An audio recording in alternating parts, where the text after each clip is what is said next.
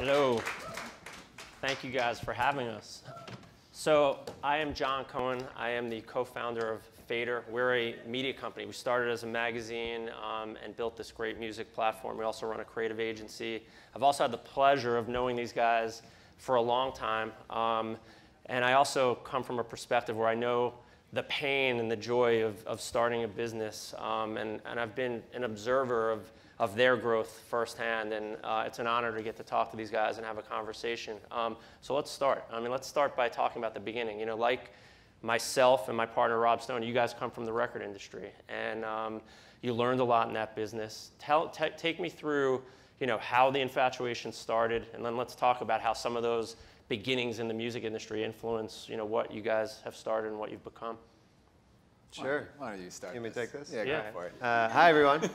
To start, though, also understand that like we've known John since long before we started the Infatuation. So when we were talking about this panel and talking about who to moderate, it was clear that this was the man to do it, because not only has he seen us, you know, do our thing since the very beginning, but there were a lot of things in the early days that we looked at, like Cornerstone and the Fader, and thought, if we can do these things right, you know, and basically copying John, that we'd be successful. But no, but in many ways, you know, our origin story really is about the music industry and the people in it and the things we learned, you know, throughout our process of, you know, when Andrew and I met, we were just convinced we were going to start a record company or do something and take over, you know, the music business, being young, overconfident 20-year-olds at the time. We also met on the set of TRL. That's true. Which is ridiculous. For real? Yeah. When Carson Daly was like the chubby Carson Daly. Who was the guest? Which is the Who was good on Carson TRL Daly. that day? It was Destiny's Child. Oh. Yeah, they played Jump Really? Jump In. Yeah. They put us right behind Carson. Yeah. And like we weren't freaking out enough for the people, and they proceeded to remove us during the first commercial break. Wow. That should be in the bio, the boilerplate of Infatuation. There's a documentary coming, I'm sure. I've been trying to suppress the footage of that since the day it happened. When they did the MTV like combed around, they're like, oh, you guys have to request songs. And I requested Blink-182, which I actually really loved, and Stang requested Limp Bizkit Nookie that day. That's actually, by the way, no, it was Rollin'. You're right, actually. And I'm not proud of that, so let's be clear. All right, so you go to TRL. So anyway, we're back. Sorry. You leave TRL, It's a you get an different authentic slice of Sbarro's New York pizza, and then you decide to start a food site, or how does this come about? End of panel. Yeah, so no, what happened was that Andrew and I, you know, met, and for whatever reason, other than the fact that we were like, hey, let's be friends, we were sort of, I don't know why, but we immediately felt like we should do something together, like in business, whatever that meant. And so, like I said, we really focused on, okay, let's build our careers in the music industry together and sort of live these parallel lives while we were up, you know, going through that process, and ultimately landed at, I was at Atlantic Records my whole career, but Andrew bounced around a little bit and then ultimately landed at Warner Brothers Records, which, same parent company. So after a few years of being really close friends, we ended up also working pretty closely together. And you know, we had the same group of friends, mostly, you know, kids that Andrew had gone to high school with, and that I was lucky enough to jump in and be their friend too. And so what happened was basically, you know, we had this group of friends that weren't in the music business who were, you know, commercial real estate guys and finance guys and whatever young professionals are in New York City to this day. And we were the guys that were out all the time because the music business is a nighttime sport. So, you know, both of us also having always been passionate about food and restaurants, coupled with being out going to concerts all the time and having to pick restaurants for our colleagues or for the bands that we were taking out to dinner before or after shows or whatever, we became very knowledgeable about restaurants. Also, thank you to corporate cards that allowed us to eat better than we would have on our salaries at the time. So anyway, our group of friends, like as we became more knowledgeable, we realized that our group of friends were always coming to us asking, hey, I'm going on this date and I really need to impress this person, so where should I take them? Or my mom's coming to town, where should I go to dinner? And it really just kind of made us realize that, so this is 2009 as we're starting to, you know, think about this and ultimately launch it. And, you know, at that time, there had been a big shift in the way that people thought about dining. And a lot of it was because of things like the Food Network and early days social media, right? So Facebook and, you know, at that time, Twitter was kind of final, you know, at that barely becoming a thing that people even realized what it was. But the world had sort of gone from restaurants and dining, meaning like French places with white tablecloths, to burgers and beers with your friends or momofuku or whatever. meaning that more people were participating and interested in it as a passion point. And what we found was just that our friends weren't finding the information they were looking for from reading the New York Times or browsing through the early stages of Yelp, which was where that platform was in 2009. And they were coming to us with these questions that usually started with, I'm going to be with these people, I'm going to be in this part of town, find me the best restaurant that backs into those parameters first, rather than saying, hey, who's the best chef in this city right now? Or what's the best restaurant in this city? And I think that was a big light bulb moment, because I'm pretty sure that everybody here in this room, you don't like, as you're going through your week, think about, hey, I have to have dinner with a friend tonight. All I want to do is go to like the best restaurant in the city. There's all these other qualifiers that start before that. So we just figured out that if we could start situationally and figure out how to plug lifestyle of like, this is what I'm trying to solve for, into here's how to find the great restaurant for that exact situation, it might work. So we just started writing restaurant reviews for ourselves and our friends. What was the first restaurant you reviewed? There were a bunch. We did a batch. Yeah, we did a batch. The Pudo was one of them. Yerba Buena. Yerba Buena. There was a place called the Irving Mill that was closed a couple months later. Yeah, we just, honestly, like, what's so funny about it is that now we do these discussions with people and we look back on it, and we really sit here and act like we knew what we were doing at the time, but we didn't. It just felt like an idea, and so let's try it. And we wrote maybe 5 or 6 reviews between the two of us, put every single human being we'd ever met onto an email, and then send an email out saying, this is this thing we're doing. And that I was one of those early email recipients. But we also, like, coming from music, right? Like, we had watched like Pitchfork, right? In music become kind of, they definitely weren't necessarily bigger than Spin or Rolling Stone or whatever, but they had the most. Or the Fader, but like they had not bigger nor more influential than the Fader. But they had the influence, right? Like they really were something that grew because it was the perspective of the people as opposed to the perspective of the industry, right? Yeah. And that was kind of what was missing from the restaurant content out there, right? Like all the other, there's certainly not a lack of people covering food, right? Or like writing about restaurants or chefs or any of that stuff. It was just about what Chris is talking about, the situational needs of finding a restaurant for the right experience. Right. And when you're standing on a street corner in New York City, you can't just dial up the New York Times to help you find a place in that exact moment, as great as the New York Times is. Well, and that's a good point. Is like, it was actually a confluence of a bunch of things that I think we knew we were sort of, we had an idea that we felt like would work, but we also got lucky that, the iPhone came out in 2007, this is 2009, and nobody had really adjusted to things like social media and things like mobile content consumption. And because we had no idea what we were doing, we just started building for that first, because we didn't know, like, we didn't have any preconceived notion as to the way that we should do this. We were just doing it. So we were sort of we were lucky in that sense that we were just free to screw around and figure it out and build something for ourselves and our friends, which ultimately ended up hitting this nerve of a wider audience that also had the same problems. I think what stuck out to me as a friend and as a early user is the tone. You guys had this great sense of humor, and if you look at a lot of food media, it's serious. It's like uptight. It's, there's a procedure. People wear costumes to review restaurants. And I think these guys from very early on had a personality about the way they spoke about food to this day. I mean, talk to that. I mean, it's really, I think, a big point of difference for Infatuation. Yeah, that was really the first thing, was that, like, I remember, there probably aren't a whole lot of people in this room that are old enough to remember Aaron Caro, who was this like kid who used to have this newsletter in New York City in 2002, really. And Andrew and I, when we moved to the city, we were like obsessed with it. It was called Ruminations. And this kid would just write about all of his experiences in New York City, and it was hilarious. But it was play-by-play of his weekend and all the absurd stuff that went down. And we were like, oh shit, how would we do that? Yeah, so dumb. but he just what he just said is the key. Is I remember, that little newsletter was passed around all the time because it was relatable. You were like, oh my God, I have that experience too.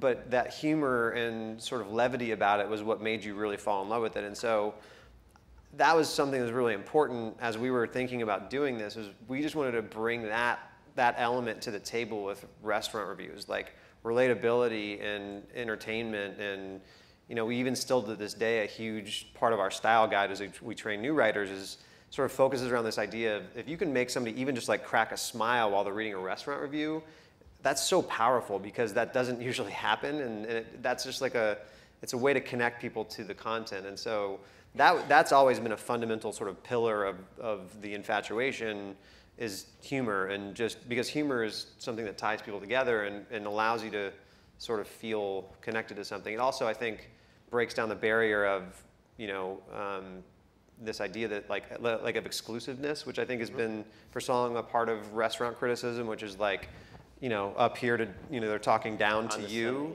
Yeah, and you know, so many people get boxed out of an experience because they don't feel like they understand the language they should be using in a restaurant, or if they read. In the very early days of the Infatuation, we rallied against the word toothsome, which is ridiculous. You rallied against that. Yeah. I rally against a lot of things, but that was a big part of in my mind as I was sort of trying to figure out how to craft the voice, was like, I used to read restaurant reviews and they would talk about eating something that was toothsome. And I was thinking like, what does that mean? I don't understand what that means. And so that was like a perfect sort of way for us to focus on what not to do, was, you know, let's never use words like toothsome. And that actually then opened this world up of when you start to look at the adjectives that are often used when people write about food, it's not relatable, and nobody talks like that. So that was it. The brand voice started with, would you ever say this to your friends, and can we make you laugh in the process? And if we can, then that seems like a pretty good plan for something that people would like to use and read. And the relatability is what really struck people, right? That's what brought people back. And like, you know, we're coming from music and working with artists and bands, and you know, I worked so many bad bands in my life, right? I was a publicist, so I would throw all this stuff into the world, right? And nobody would give a crap, right? Like, but you could, you used to bring me those bad bands and beg for coverage on Fader. Right, exactly. And every once in a while, you get something and you feel that tug on the other side where people were like, oh yeah, that's actually, what's going on with that, right? I like when you brought me Theophilus London. It was, I thought you were cool. Yeah, Theophilus. That was like the best thing you had for a while. I know, he's ridiculous. But like the fact that, you know, when we first started, we didn't know what to make of this, and we weren't sure what it was, but it was that relatability that, like, as soon as we started throwing this out in the world, you could feel it every single time. People come back little by little being like, oh yeah, this is cool, I want more, I want to see more, and you could just feel the momentum keep going, and it was that relatability and not being pretentious that like really broke through, and the voice of just like being like, oh yeah, you guys are just having the same experiences I'm having, right? So we really were representing everybody versus representing the industry. Everybody in food had been representing the industry for so long that like that was the differentiator for us. Yeah, and I think you've done a great job of it. Tell me for a second before we go into the DNA of Infatuation and the evolution, when was the decision that you guys were going to walk away from great careers in the music industry and really do this full time? I remember having that conversation with each one of you because Rob and I, my partner, made that same decision, and people told us we were absolutely crazy. We were in a healthier record business than you guys, by the way, and we left at the peak of our respective careers. We were in our, I think, 26, each of us, and people told us, we went to a lot of friends for advice and guidance and talking through, and they told us we were crazy. And I remember getting the call from you guys that you were thinking about it, and I'm a good friend of Stang's boss at the time, and I had to talk to him in confidence, and I remember that conversation. But tell these guys, share that moment, because you know, that's what true entrepreneurship is. And you know, think about it. You could have been scared and not made the leap, and we wouldn't be here today, but you made the leap. Tell these guys, because I think that's really important for anyone young that's thinking about business and starting a business. I think it was we never like started this to have a hobby writing about restaurants, right? Like as soon as we like saw that it was working, we were like all in on this thing completely, right? And we spent hours, mornings, nights, days, just like we were so committed to this idea, and like the audience fueled us getting more and more excited about the fact that this could really work, and this could be our out, and this could be what we build. And like, you know, you work so long in an industry where you're working other people's stuff, right? The idea of having our own thing that we could build and create our own destiny was something we were both really interested in and wanted to do the whole time. That being said, he was ready to go way earlier than I was. Right. You know, I knew that this was what we needed to do, and it took me probably an extra year. You know, we were doing this for 5 years before we left. I think the timeline is important to understand. Yeah, share that. We literally we did all this stuff for 5 years, just the two of us. And I think about this all the time, that if you know, it's almost good that we didn't know how to raise money. We didn't know how to build a business for so long, because it almost was like we needed those 5 years to even understand how to make this a business and to wrap our heads around that. And I personally wouldn't trade that time of sort of doing both for anything in the world, because I think we both learned a lot about our community and what we were going to do. Like, so much of this was just one foot in front of the other, without, maybe we had an understanding that we'd like to get to someplace much further down the road, but we were just doing it, you know, step by step for so long. And I think it's important to also like talk about Andrew's thing, which is that, yeah, I was probably more ready than he was, but jumping away from any job, whether or not it's something you love or hate, is terrifying. And I feel like sometimes that stuff gets glossed over, where people are just like, oh, it's like, you hear guys like Gary Vee that are just like, do the hustle, leave your job, and just like, it's great, you're gonna be successful. I'm like, it's not that simple. And I think that, so for us, it took a lot. I mean, we had great jobs. Like, I loved the company I worked for. I loved the people that I worked for. Like, certainly the music business was in a weird place at that time, but I was so happy in my job. I was working with bands that I was you know, running around with Coldplay every day. It was amazing. And Andrew, you know, the same thing. Like, we both had built really, you know, really great careers and sort of had dream jobs that we had set out to, you know, when we were in high school. In my mind, I was going to go work at a company like Atlantic Records and become a VP of marketing. That was sort of it. But there was always this idea that we had to figure out how to make it something. And I think having that 5 year, you know, sort of thing, that 5 year build, made it easier for us to be like, okay, you know, by then we could have a party in New York and sell 800 tickets at $85 a piece. Like, that at least gives you more, you know, it gives you some data to work with that says, okay, something's here. It's not just us like with crossing our fingers with a blog and a dream, hoping it's going to work out. By music industry standards, we were selling out Bowery Ballroom, and we were like, all right, let's go try and get the garden. I mean, I think the music industry is very scrappy. I think whereas other industries, film or brands, they have these big marketing budgets. And I think, you know, all of us from that background really learn how to use fewer resources to get more done. And I think that bleeds in the DNA when you look at Fader as a brand or Infatuation. I have a whole thing that I say, which is there's never a better way to learn how to do free marketing than work in the music business. And it's true, and it makes you more effective, I think, in your business. It's great. Well, it's also like that hustle is what made us. I mean, like we have hustled our way and earned every single piece, you know? Yeah. Like, and I think all the people that work for us, like, that have worked at this company, there's a specific piece of DNA that you have to like understand the hustle that comes along with this company. Right? Sure. And like all of that comes from the music business. Yeah. Right? At least like all of it. I mean, there's people in this room that are probably so sick of me saying like, when I was in the music business, this is how we did it. But there were so many things we learned from that. Yeah. No, I take a lot. I have lessons that I use every day. So let's get to now. So the food space, incredibly crowded. You guys step in at a time when TV is going bananas in terms of food, and you know, chefs are now rock stars. You step in the space and somehow you really manage to stick out. Tell these guys in a nutshell, what exactly is the Infatuation now? What makes you stick out? What's part of your DNA? What's the community that you've built around this? I mean, give us some insight as to the evolution of the brand and really what Infatuation is and how you've managed to stick out in a really crowded space. Yeah, it's funny because when we were first, you know, we quit our jobs on we both walked out of our full-time jobs April 1st of 2014, and we were trying to raise money, and it took, you know, basically that whole year to raise our first round of financing. And as we would go around to investors in New York and tell them, this is what we're going to do, you know, people would look at us and be like, well, to your point, it's a crowded space. Nobody needs more restaurant reviews. Look at Yelp. There's the New York Times. There's Time Out. There's New York Magazine. Nobody needs this. And the thing that was true then and is still true now is that all of those things were sort of focused on this thing up here, which is what we were talking about before, about sort of like being caught up in the industry part and writing for the industry or writing for some sort of like digital media company's strategy around content.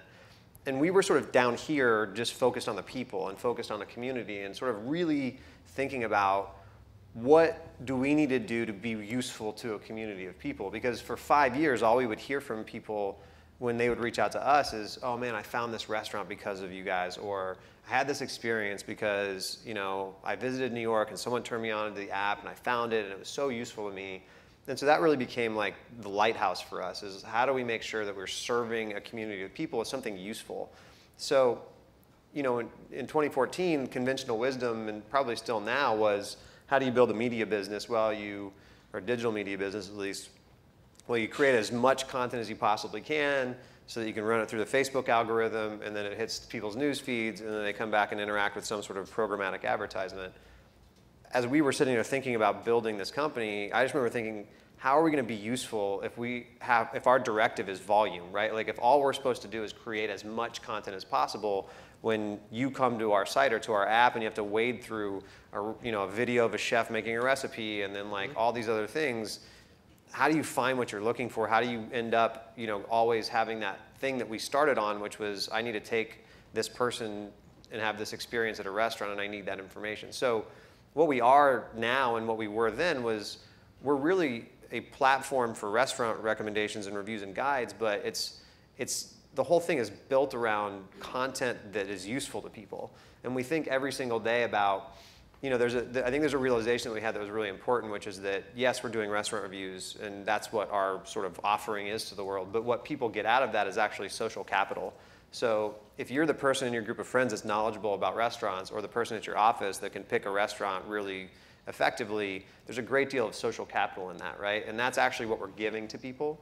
So that's what we try to do, is we try to give our community that social capital of being able to pick restaurants and knowledgeable about restaurants, and all we obsess about is being useful to people, and we don't worry about page views and unique visitors and all of these metrics that are often very empty, and we don't build for those. We really just build for how do we measure effectiveness with the community, and that can be arbitrary sometimes, but that's what we focus on. So what we are is what we were in 2009, but we're just bigger and we're in more places, and praise the Lord and knock on wood, it's working in London and it's working in Chicago and it's working in Los Angeles, and this whole theory that we had about what we were building has been true, and it's the blueprint works. So yeah, no, there's no doubt you guys have continued to grow and penetrate and make that impact.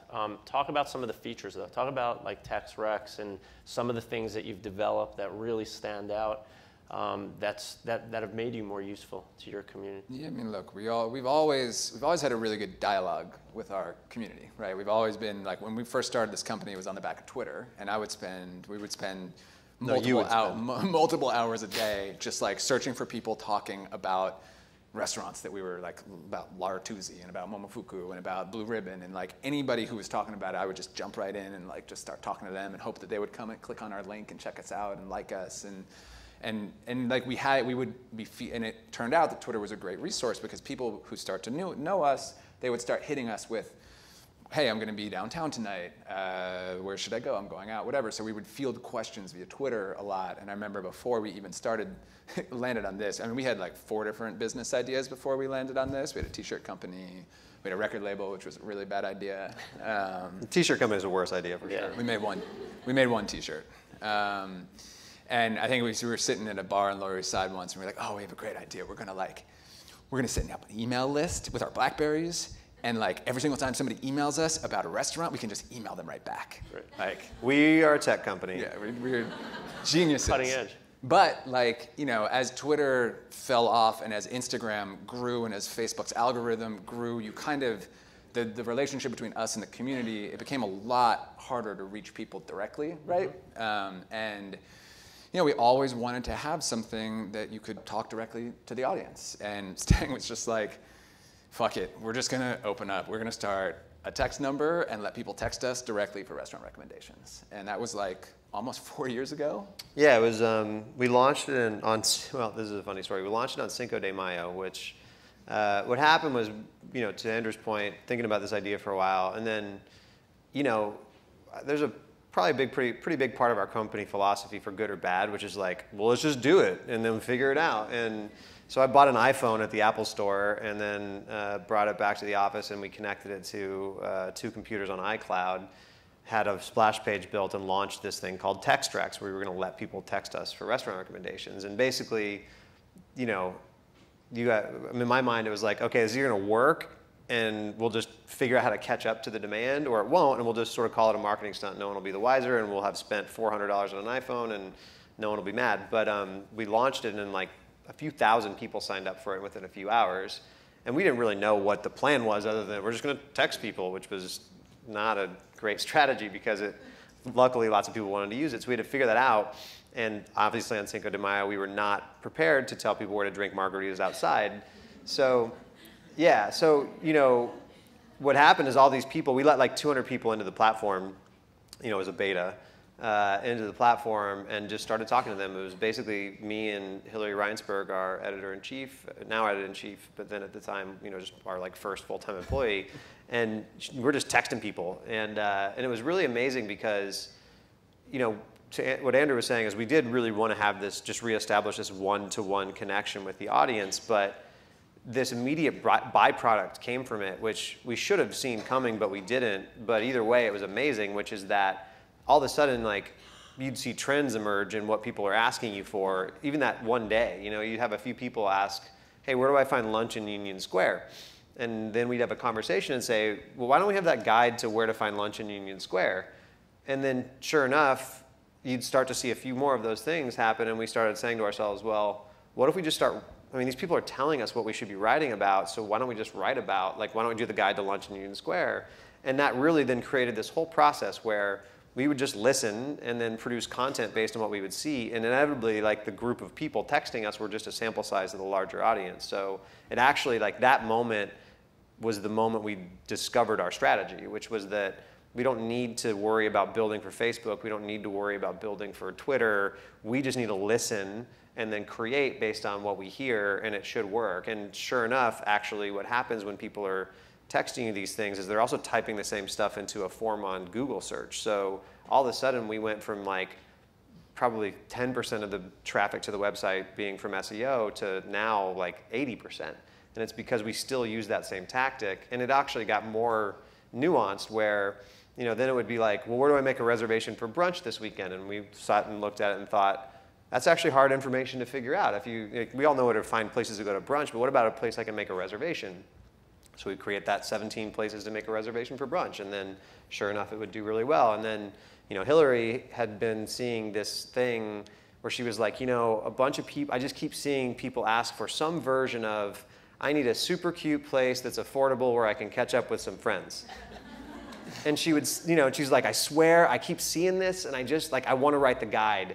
And so sure enough, she wrote a guide that was like 26 super cute, affordable places where you can catch up with your friends. And literally that piece of content became like the biggest piece of content we created for like 3 months straight. But so like think about that, right? Like no one else was doing that. And it's not because we were sitting in a room every day thinking about like trends or something like that to write about. It was because we just had better information about what the audience was looking for, and we listened. And that really, sort of like what I was talking about earlier, like that's our whole ethos now, which is just listen, you know? Curation. So we started a festival to bring the pages of Fader to life and the music we were covering to life 16 years ago. And these guys started EatsCon, and I am blown away by what I experienced in New York this year. I mean, you guys should be really proud of the level that it is so early in its evolution. Talk about how EatsCon started, what it is, and where it's going, and give these guys some insight. Did anyone here attend EatsCon this year? All right. All right. It's pretty good marketing. Look, coming, okay. We need more of you next year. That's right. Coming from the music, but you know, we've been around festivals our whole lives, right? Like first as kids going to shows, right? And then on the business side of it, working with the bands and working with the festivals, and then even further than that, you know, we had worked with Governor's Ball Music Festival here in New York, and also Coachella, and also Lollapalooza on like curating food or amplifying some of their brand partners. So like we had gotten a great education as a fan, as somebody who worked with bands, and then also, you know, in the food element of feeding people. And you know, you kind of realized, especially in the last five or so years, that people were getting just as excited these days for the bands as the food as they were the bands. Yeah. And the food is such a draw now, and like you have to, all these festivals were wising up, realizing that they needed to do something, but Enhance there was not. experience. Right, and like, you know, we were uniquely positioned in a way that like, we just have been around festivals forever, and thinking about the fact that there was no food festival that was like a music festival, but treated the restaurants and the curation of the restaurants, right, like the hero, just like Coachella or the Fader Fort, you know, does to the bands. Right. And all the food festivals that are out there are really going back to the original point, are like really industry, chef, pretentious. It's just like tents and tastings and really expensive. Well, expensive. I mean, they're a couple $100 it's like not attainable. So Stang was just like, screw it, we're gonna have a food festival, and then it was on. So what's you see a trend. I tend to irresponsibly make us do things, and then things happen. Where does EatsCon go? Are you going to take it to more cities? Are you going to expand? I was hoping we could sit and talk about this because, I mean, it's been amazing because, as we were talking about doing this, in one way we're like, no, we'll start small. We'll just like get a hotel ballroom and put some food in there and like low risk, let's see what happens. But you do start to realize that sometimes you just got to throw down on an idea, and so we did. And the first one we did was incredibly expensive and incredibly risky. I mean, they all are, but that first one in LA in 2017 was terrifying because never produced a festival before. Who knows? Can we draw in LA? Can we get restaurants to come? Can we figure out how to build something, an economic model that makes sense for consumers and for us? And it's really hard to understand. And so we just started doing it, and luckily we got mostly things right as we've gone through it. And New York was a couple weeks ago, and that was our first one in New York, but our third one overall. But they're really, really, really, really hard to execute, and they're expensive, and they're by nature, live events are unruly and unpredictable. And even with New York, like for example, this couple weeks ago, we got lucky because it didn't rain, but like it's gonna get rained out for sure. So I don't know. I mean, we think that there seems to be a proof of concept on some level that people want this, and that we think we've figured out some format that works for our audience and for the restaurants, and that's exciting, but also trying to sort of slow our roll and not get to this place where we're now, producing 30 of these things over the span of, Yeah, I think we struggled with that. Events really added a lot of personality to our brand and enabled us to interact with our audience, enabled us to monetize what we do. But it's crippling, and I think you need a balance. You need to show that personality. You need to experience your audience, they need to experience you, but you also have to be careful. It's a really delicate balance. I think one thing, the way we're thinking about it right now, and we'll see how it plays out, but what we did see, we started in LA because we felt like, cool, we can figure it out there, and we really care about our audience in LA, but our audience in New York has been with us for 10 years, so like we can't screw that up, right? So it's a little cheaper to do things in LA. It was a great place to sort of test it, but we also realized was actually doing it in Los Angeles after we had been in LA, operating and publishing content for a couple years. It actually was a perfect thing to do to kind of like push the boulder rolling downhill and really starting to galvanize a community there. So I think that's kind of the way we're thinking about it is, all right, London in 2 years, right? Like London's going very well. We're very much in the early stage of building our audience and community there. There's probably a strategy that just involves use this to push the ball down the hill in that market and then see how to evolve it from there, EatsCon is also a byproduct of events being a big part of our DNA from day one, right? Like we did our first event in 2010 called Turkey Leg Ball that like I remember we threw, and it was like one of those moments when we looked at each other and be like, holy cow, this is real, like something's happening, right? And like I remember we had put tickets on sale to that event before even sending to our friends and family. I remember going into a meeting at work, coming back an hour later, and we had almost sold out of like 300 tickets, and looking at the people that had bought tickets, and I'm like, I don't know any of these people, right? And just being like, what is happening? Like people are actually looking to pay $25 to come hang out with us, and like, I don't know what we're doing, right? Like it was a crazy moment, but like ever since then, events have been such a big way that we have built our brand, right? Like getting people out, building community, and ultimately like monetizing. Last year, we did 50 events across 15 markets, all over the place, a lot smaller than EatsCon, but it gave us the confidence to know that like we got really, really good at knowing how to put events on and cover the details and, really focus on the curation of all of that. So it gave us the confidence to kind of be like, all right, we can throw it down. It's great. One of my favorite moments of EatsCon was watching you guys have a conversation with Tim and Nina Zagat, and you guys acquired Zagat last year in an acquisition that really blew people's mind. And I think what I loved about it is the excitement I see on their face and how much trust and faith they have that their brand is in your hands. I think that, just watching that from afar, as someone that started a business and as an entrepreneur, I could tell that, for them, it wasn't about their payday with Google. It was about making sure that their brand lives on, and that shone through. Talk to us about what was behind that and what you plan to do with that and the relationship with the Zagat. Am I pronouncing it right, Kurt? Yeah, it's very important. Zagat like cat in the hat. That was like part of the deal. We had to help people figure that out.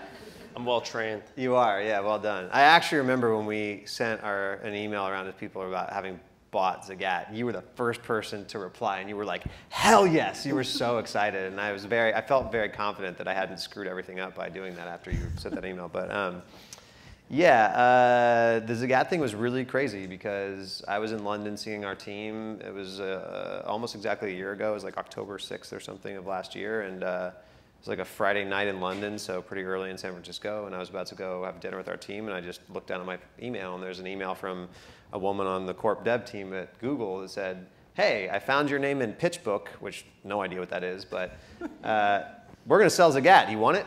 And I was like, put my phone down, ignore, went to dinner, and tried to process what I just read.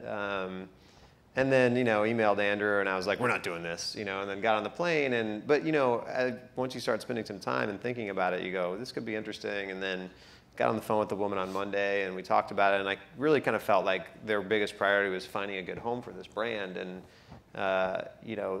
once that, became clear, I started to think about what does that look like. And, the thing, basically the short version of what we're going to do, and also, not only what we're going to do, but why we did it, is that if you think about what Zagat was, so Zagat's a 40-year-old brand. The 40th anniversary is next year. And basically, when they started it, it was their friends filling out surveys about restaurants, and they would compile those surveys and individual sentences and then make a little review, out of all of them.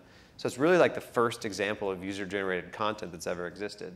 And that was really the thing, was, the Infatuation, we're an editorially driven brand, a small group of people in every market that are highly trained, and it takes time to build community around it, and so it takes time to scale it ultimately. So UGC content is faster because you build a platform in theory that then a whole bunch of people fill with content. And if we're going to really become what we want to become, which is like the greatest restaurant discovery company in the world, then we probably need a UGC platform of some sort to go compete with Yelp and TripAdvisor and all of those things. And what better way to do that than to take this 40-year-old brand with so much history and so much name recognition and see what we can do with it. So that's the plan. That was the idea. That was the impetus. The beauty of now, like you said, Tim and Nina, the founders, being in our world, they are so amazing. I mean, like I said, they started this thing 40 years ago, but you sit in a room with them and you talk about the fundamentals that they built the brand on. They're the exact same things we talk about with the Infatuation every single day. Community, utility, being useful to people, being passionate about the space, like all these things. And so it's just been, it's only, we closed the deal March 2nd or something, so it's really been only a few months, but man, spending time with them and just getting to like, it's just really all very surreal, but exciting. It's insane.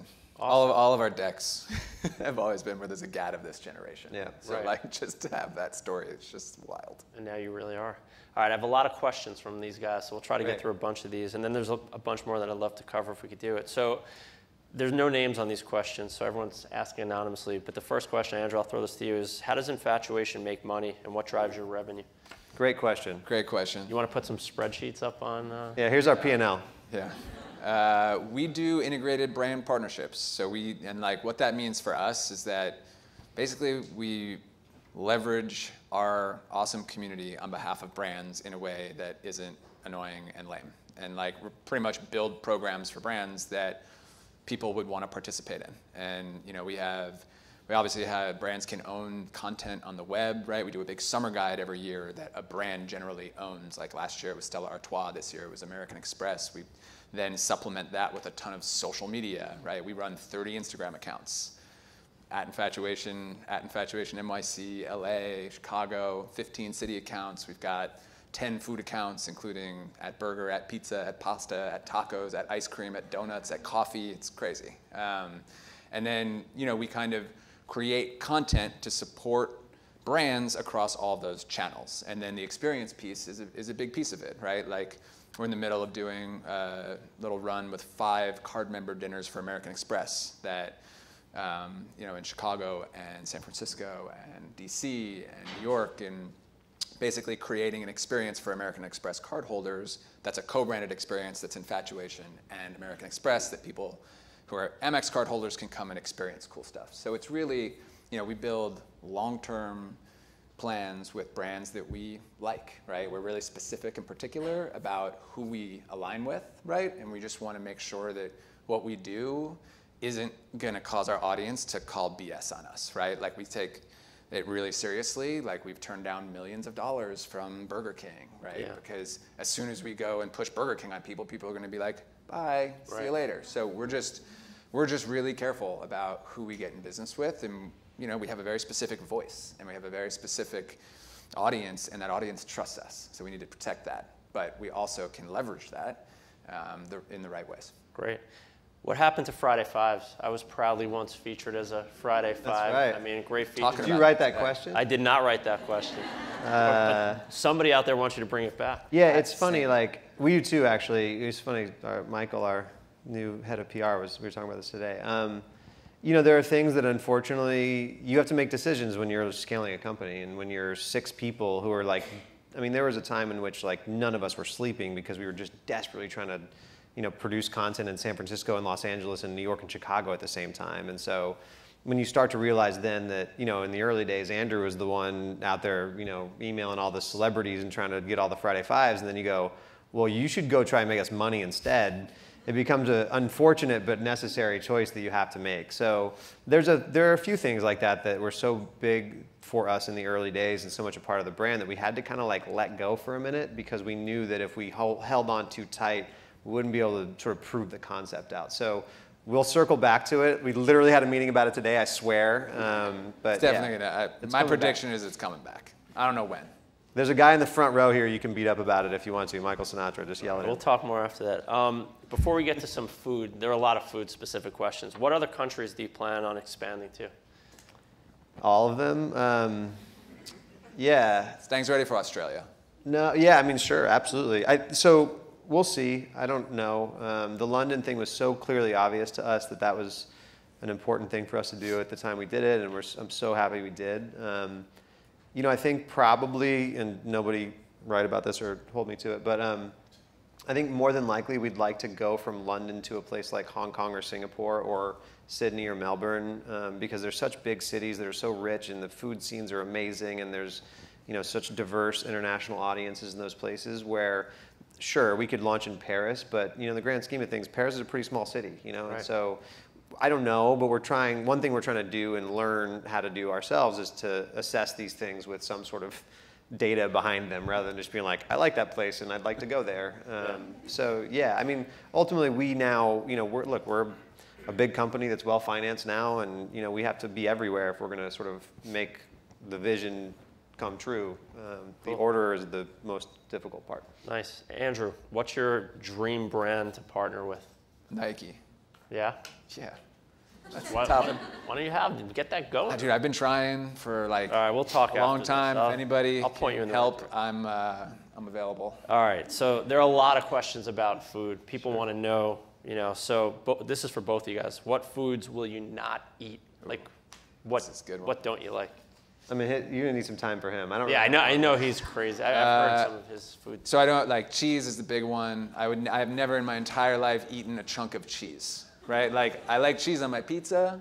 I'm cool with mozzarella cheese on a sandwich. Right.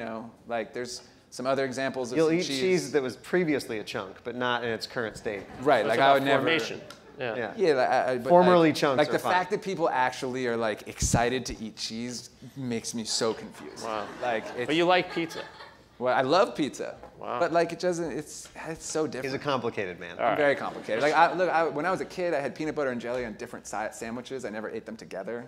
There's things like that. Yeah, I get it. Olives are disgusting. So you're in the food. Your whole livelihood is food, and But like I was never supposed to write about food. My little brother is way more knowledgeable and has a way better palate than me. I am. Yeah, like, we're actually gonna swap them. The reason why this works is that I'm the weird picky one, and he actually is like legit. all right, it works. But no olives, no mushrooms. Yeah. I don't really mess around with blueberries, but that's about That's it. so random. Really? You hate blueberries? Yeah, I don't know why. And what's amazing is the guy who made the posters for EATSCon at Forest Hill Stadium handed over this poster that he had created and was all excited, and it was a bowl of blueberries. Wow. That was veto. Hang-ups, man. I vetoed that real Infatuation fast. hang-ups. All right, besides New York City, what are your favorite cities to eat food? New Orleans. Mine right now is London for sure. London's amazing, right? For any of you who have not been there recently, and if you were there last and had like a really bad sausage roll and then wanted to leave, it's a different city. Please go to London. It's amazing. Yeah, I'm with you on that. We Yeah. talk a lot about that. Who are your favorite chefs? I don't know that I have, like, I don't, that's one thing that like, I don't know. I don't think like that, I don't think. I'm sure there's plenty of talented chefs in the world, but I don't think like, oh, I think Ina Garten's giving a talk downstairs. well, she's like, that's religion. That's not a chef. All right. But we could go talk to her after. Yeah, yeah. You have a favorite chef? No? Steph Curry. Boyardee? Yeah, yeah. Who is, I mean, I don't, you don't have to answer this one if you don't want, but who is your favorite and least favorite food critics? Feel free to dodge it if you don't want to be on record. I don't, well, What about your girl Marina O'Loughlin? yeah, I was about, she's actually, I don't think she's here tonight, but she's in town. So I'll dodge the least favorite for sure. My favorite food critics are our entire staff of them, for sure. We have amazing people that blow my mind every single day, and like very proud of them. But I will say that one thing that has, again, I'll go back to the London thing, but one thing that's really been interesting is that if you look at London, they have a real history of humor in their restaurant reviews that has been, so there's, if you ever were, and it's funny, like I didn't even realize this until recently because I read his book. There's a restaurant critic who was very famous in London named A.A. Gill, and he recently passed away young, unfortunately. But there's a book that you can buy of like basically it's a collection of his reviews, I think for The Guardian. I can't remember what publication he wrote for, but it's called Table Talk. And you read these things, and they read like Infatuation reviews. Right. It's so amazing. And actually, Marina O'Loughlin and Grace Dent, there's all these people in the UK who humor has been a part of their criticism for so long. So I really like reading their stuff because it feels like us, you know. I would say Frank Bruni. I know he's here tonight, yeah, downstairs. But like Frank Bruni he's an incredible writer, yeah. and just his reviews were very different and something that I always enjoyed. Awesome. All right, a couple rapid fire questions. Favorite pizza? Since we're in New York City, what's your favorite pizza? Ruby Rosa vodka pizza. I'm a classic Joe's slice. Give me Joe's. Yeah, both good calls. Favorite bagel? Bagel. I gotta go to the suburbs. Yeah. Like I believe that suburban bagels Underrated, are better than city bagels. All right. And I'll tell you, sorry, but like there's just not that many great bagels in New York City. There are. Like what? Like pick a bagel? You ever go to Bo's on 116th Street in Harlem? I'm down for that. What is that? We'll run there and go get a bagel. Okay. I'm down. You have a favorite bagel? I grew up in Colorado. I don't know. Yeah. Colorado has weed bagels now. Like, yeah. That's cool. I mean, no, I literally didn't know. I grew up eating Einstein's bagels. Like, it's all fine. It's all right, great. Bagels, you're out of the bagel category. Yeah, it's fine. How about sushi? New York City, sushi. I live and die at Sushi Seki. Yeah, you turned me on to that place. Yeah. I just follow it. Like sushi, all of it is great. I follow him. Right. I'll follow him and my little brother wherever they want to go. All right, and then this question is, what restaurant in New York City do you eat at most often? Sushi Seki. Yeah.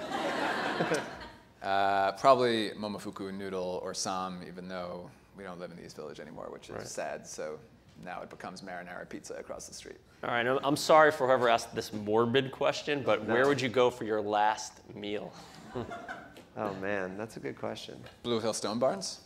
That'd be a good last meal. I'm going on Saturday, so I hope that's not my last meal. Yeah, I had like this Party like in Beauty in Essex. That could be your. That's sure. Why not? I had like this like epiphany moment at a restaurant in Stockholm this summer called Francian, and somebody had recommended it. A bunch of people had told me it was great, and randomly happened to like find a reservation, even though it's apparently impossible to get into. It's a 3-star. It's the only 3-star Michelin restaurant in Sweden, which probably sounds like the last thing that you want to go to, but it was unbelievable. So that's. If anybody has a chance to go there, it was really incredible. I might fly to New Orleans to go to Cochon. Yeah, that's a good one. Yeah, that'd be good. Place is great. Yeah, place is amazing. And the butcher, Cochon. Yeah, all of it. All right, a couple closing things. So food is in such an incredible, evolution right now. Where do you see food going? I mean, we see a generation that's moved on from the McDonald's of the world, and they're eating Sweetgreen and Dig In. You're seeing technology creep into food in new ways. You're seeing, young kids that are much more aware of health. And where do you see, food going? And where do you see the intersection of that movement and where the infatuation's going? Yeah. Well, it's interesting because there's a couple sides to it. There's like what we do, and then there's what we see in the restaurant space. The restaurant space is obviously, I mean, it's all changing, right? Like there's not a single, think about it, there's not a single industry in the world that is not almost in like turmoil because of the internet and because of, you know, the way that we've all had to adapt our lives to technology. But I happened to be with one of the Sweet Green guys last week, and they were even talking about how they're having to rethink their restaurant footprints based on things like, you know, delivery and takeaway and automation. And you know, there's a restaurant in San Francisco that's doing incredibly well called Suvla that only has like 2 people that's behind a counter, and then you know, you either pick up your food or they bring it to you, and there's really very little staff, and there's, you know, so even at McDonald's, right? Like you order through kiosks now. So there's clearly a huge shift happening, and you know, delivery via platforms like Caviar, and you know, we're all sort of experiencing the intersection of technology and restaurants, and that's really interesting. I think from our perspective, you know, we think a lot about things like, think about the fact that, you know, the adoption of voice, so like Amazon Alexa and Google Home, like the adoption rate of those products surprised Google and Amazon. Yeah. So that tells you something about consumer behavior, and that it is changing, but it's about to really completely change the way that people consume content. And how much longer are people going to be dialing up websites to find information?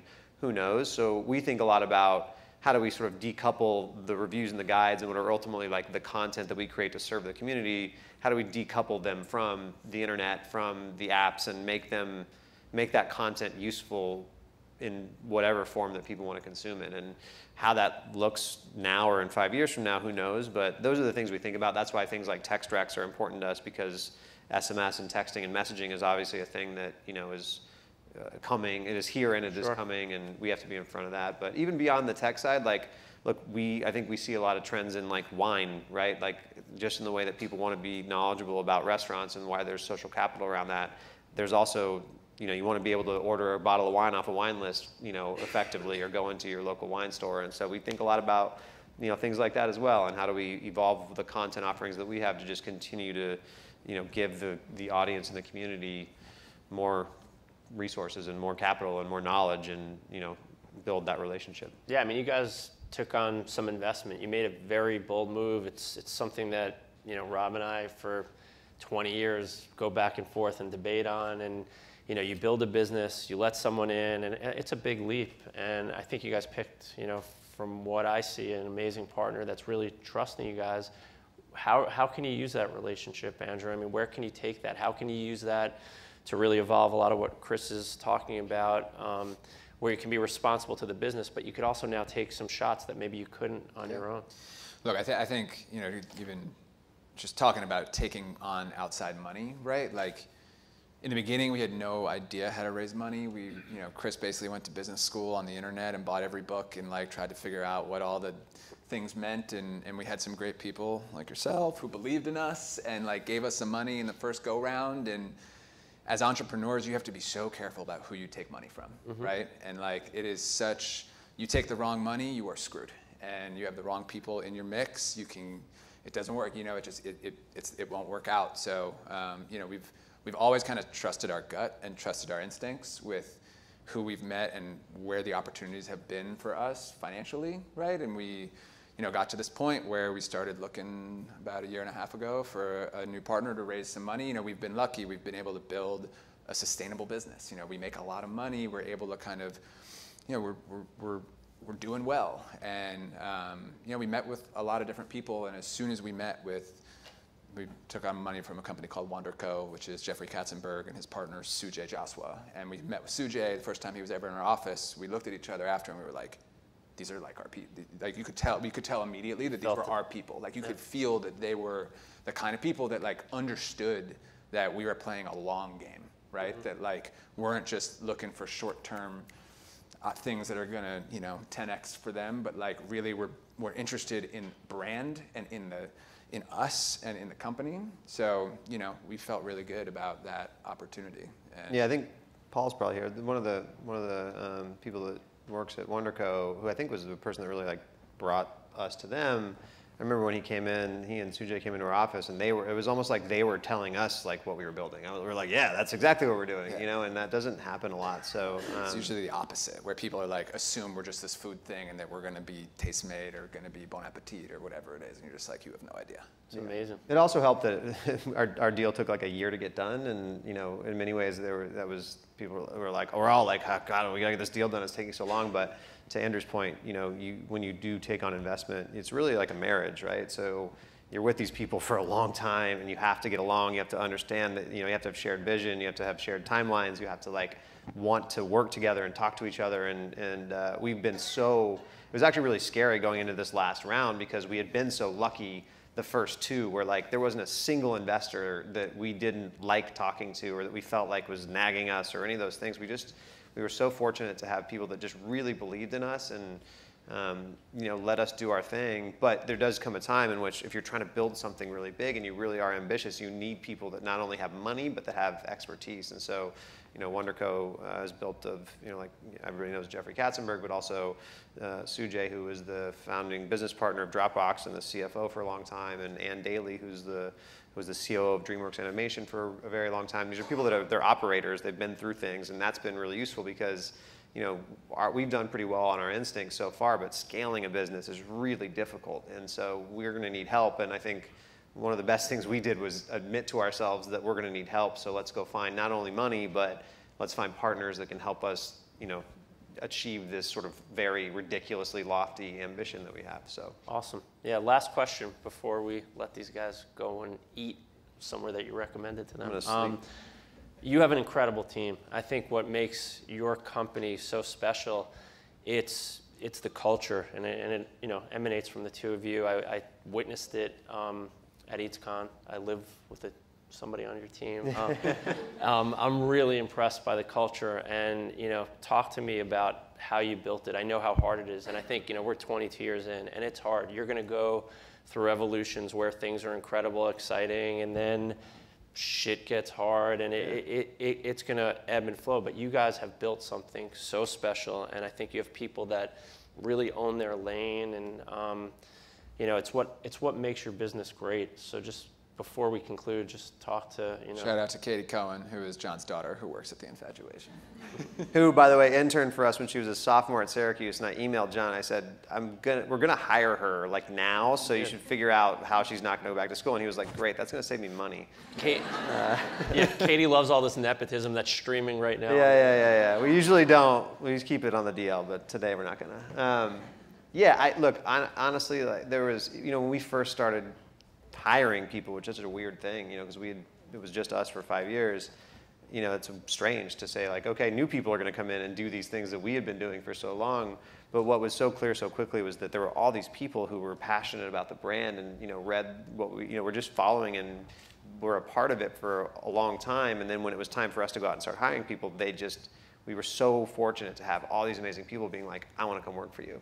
And that still happens. But so yes, we've been very lucky to have a lot of, you know, flow of great people, and that's been great. But also, you know, I think we look for people that, you know, share our vision, but also share our like dedication to getting the job done and doing it right and doing it with respect for your, you know, your coworkers. And, you know, just, I don't know, we just always, I think, hired people we want to work with and that we believe are very talented, even if they don't necessarily have the, you know, resume that says this is the experience that you need to do this job. We really just tend to hire people that we think have the sort of ethos that we have. And then the biggest thing I think that we've done, and I don't know, it's not like we ever even had a conversation about it, but we've always just sort of like hired people and said like, okay, now you do your thing, and tried to just let people be accountable for their own backyard. And that's been a really good strategy for us. And, you know, there's been times where I think we've probably not even realized like how much we've just thrown people into the shit, so to speak, and just, you know, there's probably been times where we've been like, maybe we should have coached you up a little bit, or at least told you what was going on before we just said, you know, we've had people that like there's a new events person that started a couple weeks ago, like 3 days before EatersCon, and you're just like, oh wait, I should probably tell you what's happening here before you just show up and like get a jacket and a walkie-talkie.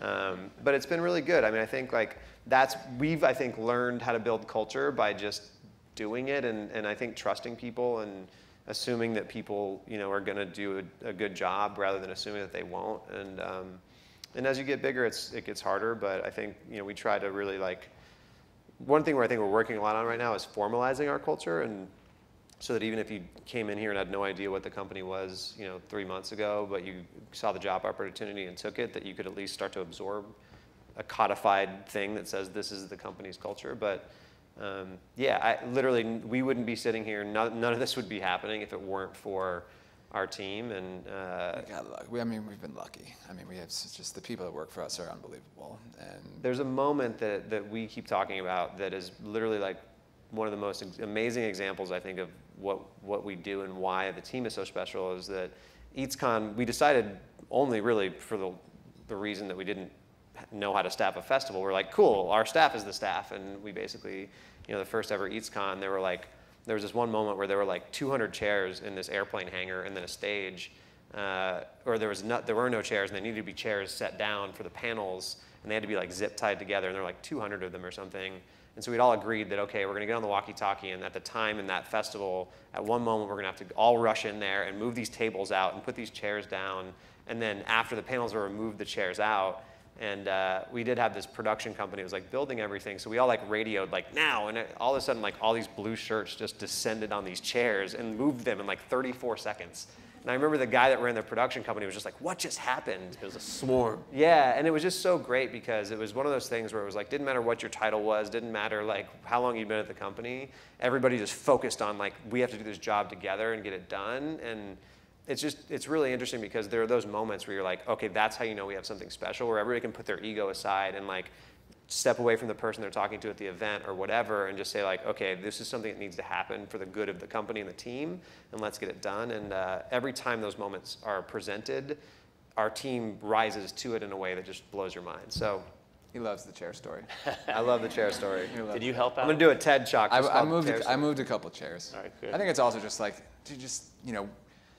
let's be honest, we didn't know what we were doing, like building this company. It's just like you learn day by day, right? And I think you find people who have that same mentality, who are like, I don't know I don't know exactly what I'm doing, but I'm gonna figure it out, and I'm gonna work really hard, and I'm gonna, it's interesting because it's always like, I think we've done a good job. I mean, you have to ask the people that work for us, really, right? But like, I feel like the music business trained us to have a good eye for talent too, even if like the people weren't necessarily the people that, right? Like you had like Sam was a lawyer before he was our Chicago guy and is now our director of operations. I think he's still technically a lawyer. You didn't. Right.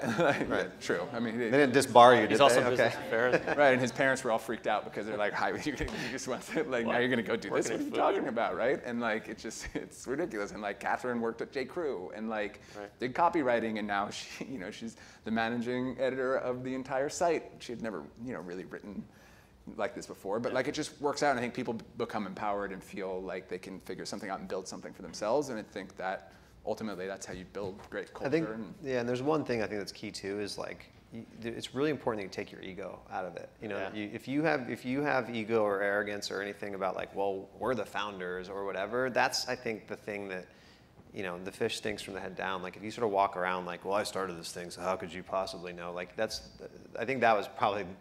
Luckily, we've both been able to sort of pull away from that and realize that if we didn't have great people, then our egos would have been me and him sitting in a bar somewhere talking about what could have been. So yeah, no, well, you have a lot to be proud of. Chris Stang, Andrew Steinthal, the Infatuation. Thanks for doing it. Thank you.